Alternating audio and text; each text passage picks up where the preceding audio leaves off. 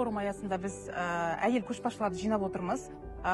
Яғни Өзбекстан, Қырғызстан, Әзербайжан, сонымен қатар түрік елінен өз ортасында, өз саласының көшбасшы әйелдері келетін болады. Сонымен қатар қазақстандық та эксперттеріміз, яғни республикалық деңгейдегі әйел көшбасшылары да бүгінгі форумға қатысатын болады.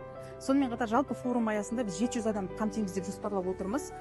Бұл форумның бір ерекшелігі, біз форумнан кейін пайдалы шағын мастер-класстар өткіземіз деп жоспарлап отырмыз.